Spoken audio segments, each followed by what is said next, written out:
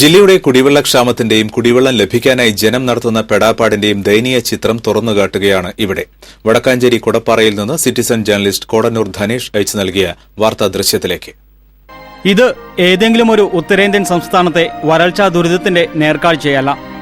തൃശൂർ ജില്ലയിലെ കൊടപ്പാറ എന്ന സ്ഥലത്തു നിന്നുള്ള ദൈന്യത നിറഞ്ഞ കാഴ്ചയാണിത്. വരുംകാലത്തിന്റെ യുദ്ധം കുടിവെള്ളത്തിനു വേണ്ടിയുള്ളതാകുമെന്ന പരിസ്ഥിതി പ്രവർത്തകരുടെ മുന്നറിയിപ്പുകളെ ശരിവയ്ക്കും വിധത്തിലുള്ള ദയനീയ അവസ്ഥയാണ് ഈ ദൃശ്യങ്ങൾ നിശബ്ദം വിളിച്ചു പറയുന്നത്. പൈപ്പ് പൊട്ടി റോഡിന് നടുവിൽ രൂപപ്പെട്ട കുഴിയിൽ നിന്നും വെള്ളം കോരിയെടുക്കാൻ ഊഴമിട്ട് കാത്തുനിൽക്കുന്നവർ കുടിവെള്ളക്ഷാമത്തിന്റെ ആഴവും നിസ്സഹായതയും പ്രതിഫലിപ്പിക്കുന്നുണ്ട്.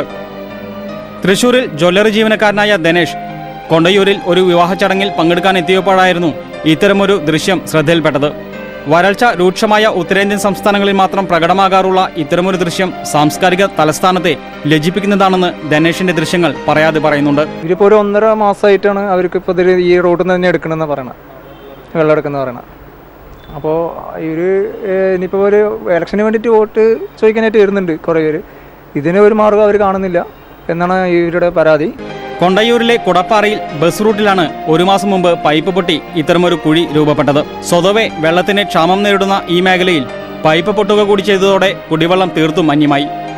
വാട്ടർ അതോറിറ്റി, പഞ്ചായത്ത് അധികാരികൾ എന്നിവരോട് പരാതിപ്പെട്ടിട്ടും നടപടിയായില്ല.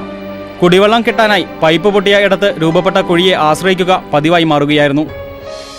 കുഴിയിൽ നിന്നും വെള്ളം കോരിയെടുക്കുന്ന കുറേ ജീവിതങ്ങളുടെ ദൈന്യത കണ്ടെങ്കിലും ഉറക്കം നടിക്കുന്ന അധികാരികൾ കണ്ണു തുറക്കട്ടെ.